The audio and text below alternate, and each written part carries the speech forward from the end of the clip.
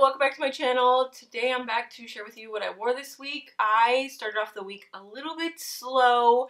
I actually just went for a standard old polish, no nail art or anything. I pulled out China Glaze's Teen Spirit. This actually hasn't been in my collection for too long.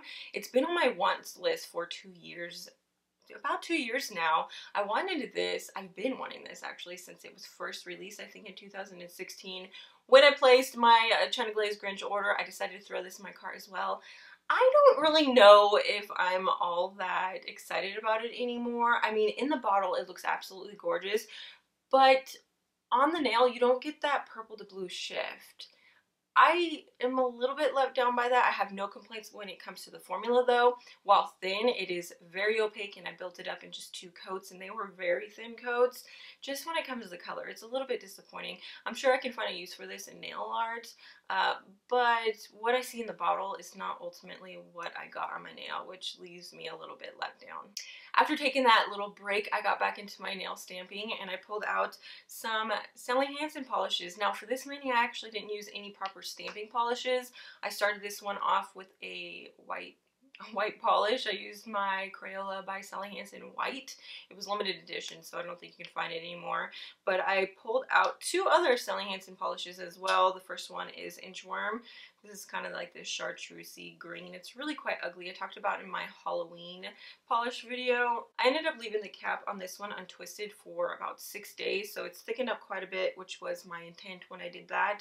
So it's no longer a 3-coater. This is more of a 2-coater, and I stamped with it. So I pulled out my UberChic Halloween 02 plate, and I just went for this this web design. If there were any imperfections with Inchworm and stamping, I didn't really see it because the color is so light, and it was fine for me even if there were imperfections, because really it was just to add a little bit of color, a little bit more interest to my mani.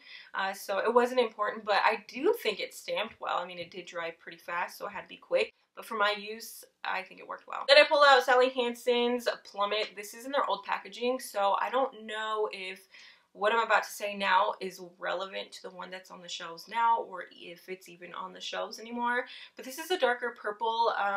I wanted to use a purple, and I don't have any purple stamping polishes. So if you guys know of a good purple stamping polish, a cream one, not a metallic one, let me know, because I am on the hunt for one. But I ended up using this one, and I decided to go for the witch feet image. I've been wanting to use this image for so long now. In fact, this is the image that kind of pushed me over the edge to actually purchase this plate. I finally got around to using it, and I'm really excited about it. Now, when it came to stamping with Plummet, you could definitely see the imperfections a little bit more, so I did have to redo the stamping part of things when I was trying to get it on my stamper. But in the end, I think it came out well. The only issue that I came across was, even though I let this sit on my nails and dry after I'd stamped, it still smeared so easily, and I don't typically have that problem.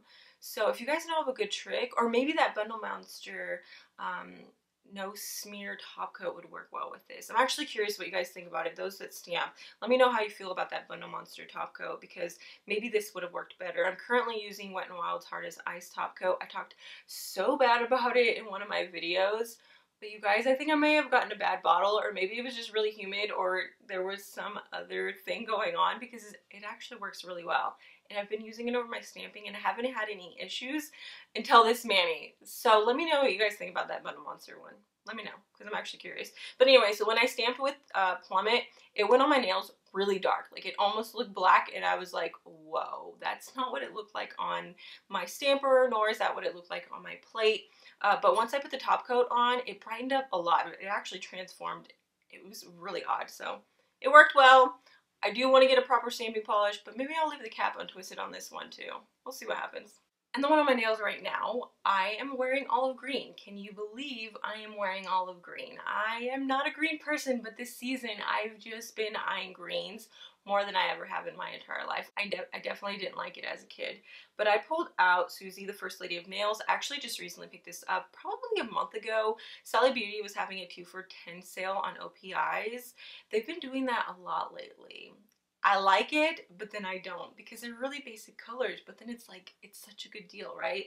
But anyways, this is a highly praised olive green. A lot of people enjoy it. I've obviously been sitting on it for a really long time, given that I've just recently picked it up, but it actually is a really pretty green. I cannot believe that just came out of my mouth.